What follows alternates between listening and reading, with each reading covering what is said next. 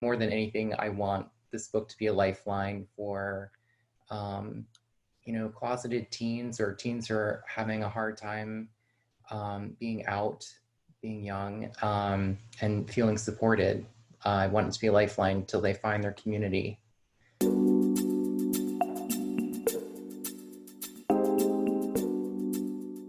Hi everyone, welcome to the Queer Network. This is Queer Conversations. My name is Justin Gerhard.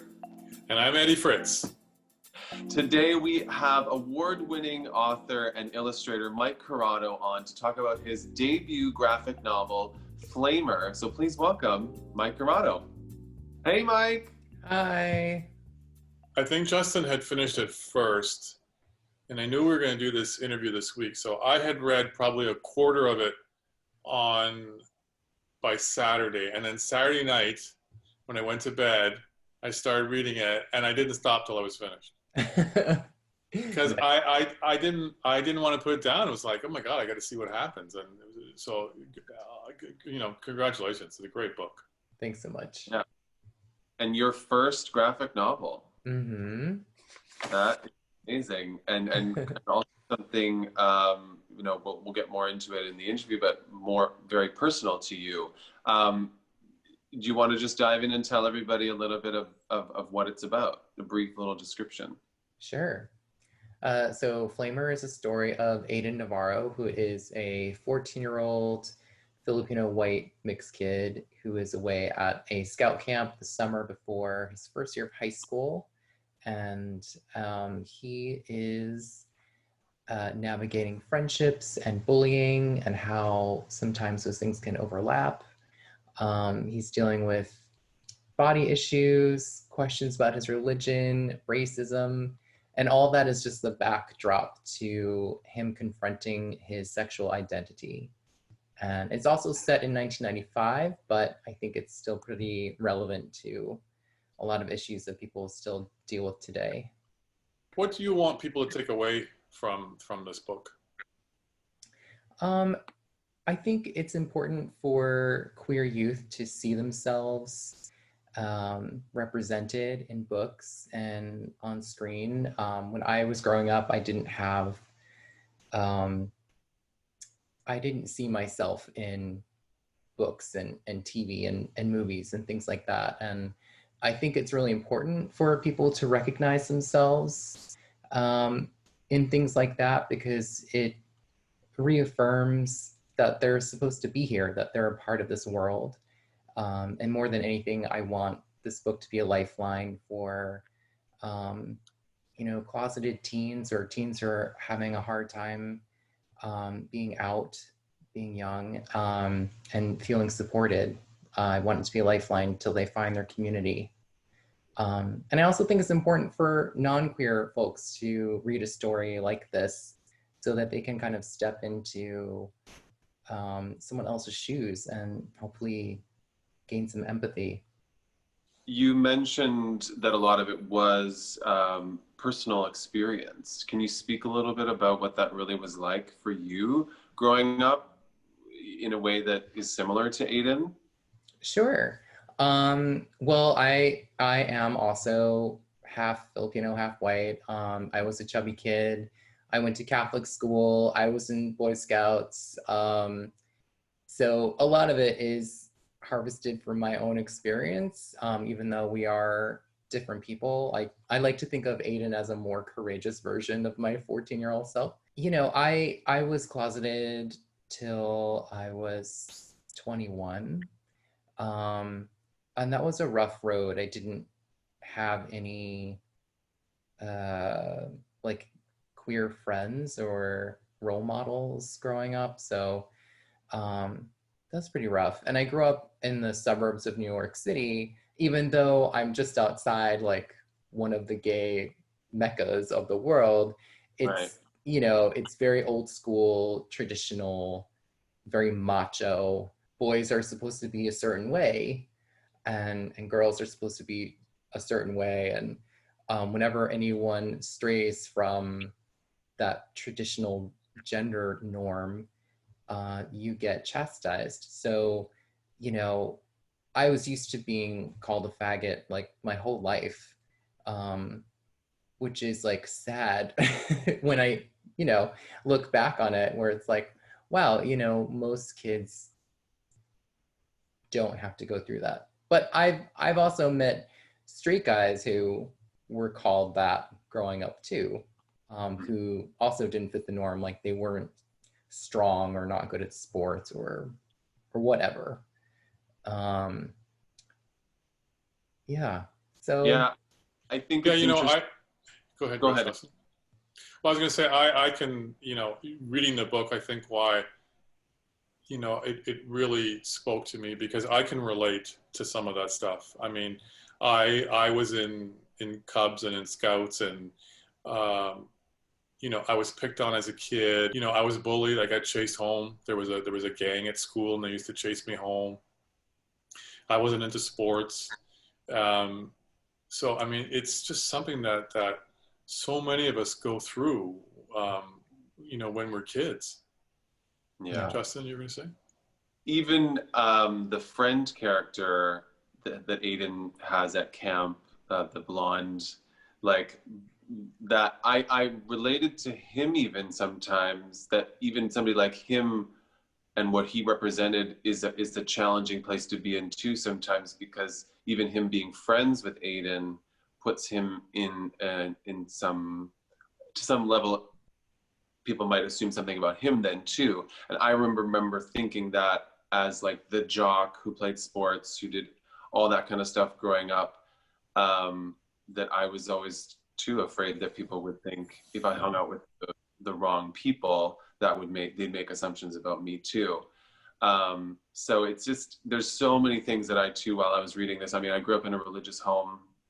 Eddie knows what that is like too. So just those vivid images that you drew were exactly what have flown through my mind too, that what God will do if he ever found out. Yeah. That's a lot for that's a lot to put on a kid, you know. Yeah. To wake up and right away start thinking about your mortality and whether or not you're going to hell.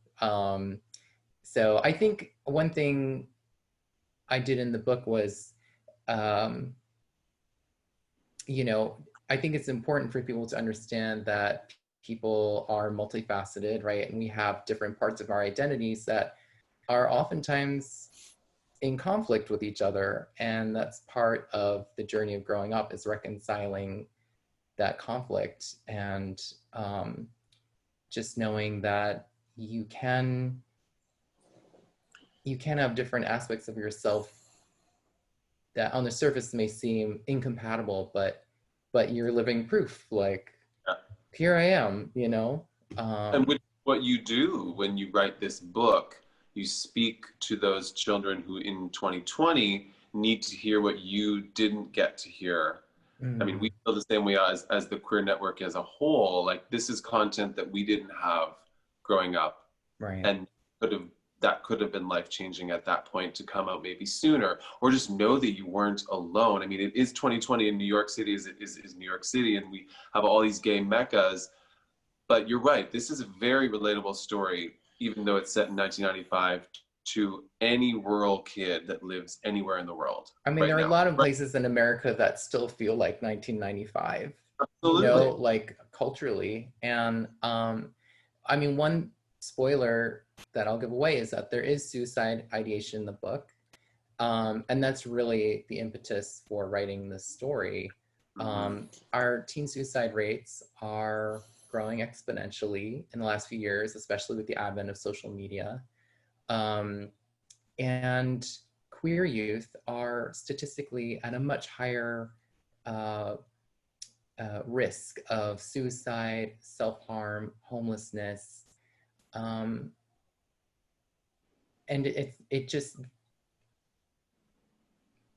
it hurts to think that it's a growing problem instead of a shrinking problem. And so again, like, I want those kids to read this book and read other queer stories. Like, I feel like queer youth are just so underserved in literature, and the more stories we have to reassure them that they deserve to be here and take up space and be who they are, the better. And, it's interesting, Mike, because, that was going to be my next question about teen suicide. And, Justin and I think it's another reason why we were so taken to this book, because one of the things that we want to do with the Queer Network is we want to bring more awareness about a teen suicide, queer teen suicide. And so you do bring awareness to that in the book. And you kind of already said a little bit of what, kind of answered the question a little bit, but what would you say to, any queer teen out there who is having a real challenge and who maybe is even considering suicide? Well, first of all, I mean, I've been there, that is also part of my experience. Part of my logic, I think, when I was having those thoughts was, if I don't do it myself, maybe someone's gonna do it for me. I was just so scared to be in this world, so I think if anyone is considering that, I just want to validate, like, yeah, it's a lot to take on, but a lot of us have hung out, have stuck in there, and have come through the other side. And it is possible to find happiness in this world. And it's really hard to imagine a life outside of what you're living right now, right? I mean, I grew up in a small town with small town mentality, and I just didn't know what it was like outside of there. And I didn't know that there would be people who would love me for who I am, for being my honest self. Also, I'll just give a shout out to the Trevor Project. They're an amazing resource for, not just for coming out, but they have a suicide hotline specifically geared towards queer youth. So they just have so many great resources for folks who need some support.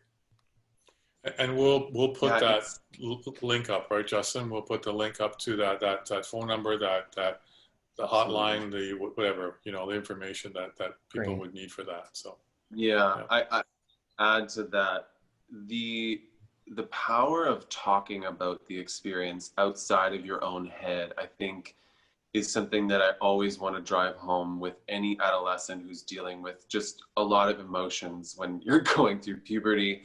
And for queer youth, it is often a lot heavier because there's so much stigma around being gay or queer, or being labeled all these things and bullied in so many different ways. And if you can just talk to somebody who's going to just listen and not judge you for it, I think that's where the power of that as a tool is. You won't solve all the problems that you have. I haven't solved all the problems that I have by having a life coach. That's not the point.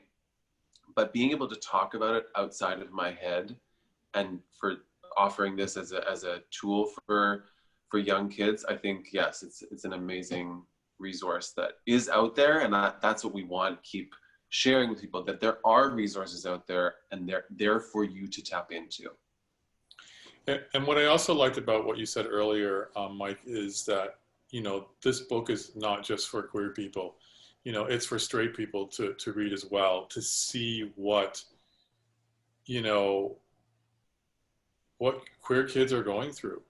Yeah. And maybe to teach their children who are straight to be more compassionate and more understanding,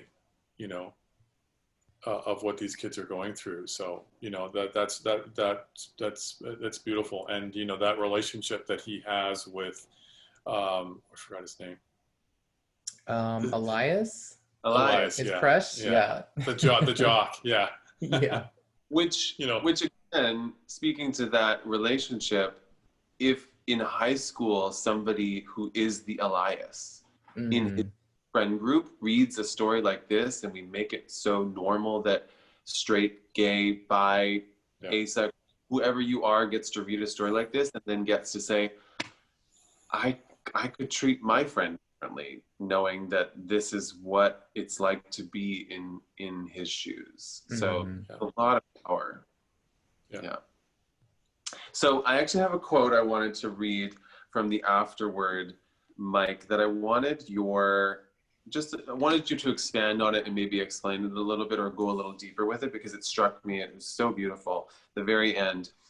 So, to hope, to dream, to want love, these are dangerous acts. Fear and hope are bound up together inside us, alongside our flaws and our divinity. In this darkness, we can find inner light to guide us. And there is light in you, even if you can't see it. So just a little bit more, speak to how that came to you, and was that something over time, or how did you come to this? Well, I waited to write the afterword till after I finished the whole book, basically. I feel like there were a few things I had to address for myself, right? And I guess the main point I wanted to drive home was that there are always going to be things that we don't like about ourselves. But that doesn't mean that our life isn't worth living, you know? We are not always going to pass a purity test as human beings, and and we evolve, and I'm not the same person I was 10 years ago or 20 years ago, but I am the same person, all these what is the word I'm looking for? I guess enigmas to being a human. It's inside everybody, regardless of how they present themselves. Like, honestly, I'm always a little suspicious of anyone who has some like shiny, happy life and is always like, everything's just fine. I'm like, sure.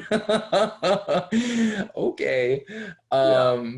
So I guess I would like people to, and this is something I'm still working on myself, is, loving all of myself, like loving everything that I don't like about myself too. Because it's just like, well, I'm never going to be perfect. Yeah. And that's okay. And it's fine that I'm not, because that's what makes life interesting. And that's how we learn, right? We're given these challenges, and sometimes we figure it out, and you level up. What struck me about the quotes, it was like, to love, to dream, to want love is a dangerous act, because you have then something to lose. And and that's the skin in the game, that when we put ourselves out there. And I think that's what it requires to live a fulfilling life, to whatever degree that is for you personally. Yeah, I think it's really important to get vulnerable. If we always feel safe, like, oh, I'll do the safe option, you're never gonna feel the highs of actually going to the places that you wanted to go, and just like be there and see what it's like. And I'm not saying you have to be evil Knievel about all of your choices, but when there are these like deep feelings of desire for a person or a career or a pastry, like, what's the point? Why are we here if we're like constantly denying ourselves? And not everybody's gonna like it. Not everybody's gonna like your bold choices. And that's another thing I've learned, that I had to learn. That was a challenge that I had to learn, that it's like, it's okay that not everybody likes my choices. I have to like my choices. And that's not something I understood when I was young. because it was, I wanted to be a good person, right? Everything was about being good. And that meant following the rules, following like what other people told me. And now, yeah, to me, like the definition of a good person is kind of, what does that even mean? What is a good person? That's something I'm still redefining, I guess. But what was it like to, I mean, you've illustrated stuff before, but this was so personal. And I mean, I think the power of it also, it would be a beautiful book to read too. It also is so much more powerful because it's a graphic novel. I don't read comic books. Like that's not even, I've never wanted to pick one up and read one. If there was comic books that were about these kind of stories though, I mean, I was like Eddie, I literally couldn't put it down. I had to finish. I was up till like 2 a.m. awesome. So what was it like to be drawing these things? So this meant a lot to me to make this book in that format so that it would be accessible to 14-year-olds, like, kids like me. Working on it was so intense. I do feel very exposed with this story, and I had to go to some really dark places in my past. And then there were certain days that I just felt really objective, and I reserved those days for like, okay, we're gonna go in to like the muck and just get it done. But there were a few scenes that I had to wait. I just kept putting them off till towards the end. And then there were other scenes that made me so happy to work on that just really, my favorite spread in the book is the scene where Aiden and Elias sneak out of the campsite at night and they go canoeing in the moonlight, and I'm just like, and like that didn't actually happen to me as a kid, but it was like a way for me to be like, what would have happened if what would have been daring and exciting to me, and so romantic and sweet. But so before we get to our final question, where can people get the book? You can get it anywhere, really. I mean, I always recommend that people support their local independent bookseller. If they don't have it in stock, they can always order it for you. Or you can go to bookshop.org, and you can buy it right online and choose what store you want to support. And, other online retailers carry it as well. Okay. And make sure you follow Mike on Instagram, everybody. Mike_Curato, right? Is that correct? Because you have other work that you have as well. Your other series called Little Elliot, I think. Yeah. Yeah, it's a picture book series for the littles, but I think they're for everybody. Absolutely. Is it queer related? No. No, it's elephant related. Okay. Cupcake related. I've got let's see. This is the first book. But I do have a queer related picture book called Worm Loves Worm that I illustrated that someone else wrote. Which is like a pro-homo marriage book, which is really sweet and really breaks it down so simply for folks. So I love it. Well, thank you for sharing yourself with the world. This is what's a very challenging thing to do in life, is to share who we really are with everybody, and wonder what everybody's going to think. And we think you're fantastic, and thanks. Is going to change lives. It really is. So thank you from the bottom of my heart personally, and from the Queer Network as well. And mine as Thanks, well. Guys. Well, thank you everybody for watching at home. Thank you, Mike, for joining us on this queer conversation about FLAMER. It is out. It's available for you to read. As we heard from Mike, you can get it at Bookstore, or what was the website again? Bookshop.org. Bookshop.org. Follow Mike on Instagram. Keep up with him. He's got some really exciting new things coming as well. And thank you again for watching. And as always, keep it queer. Bye, everyone. bye, everyone. Bye.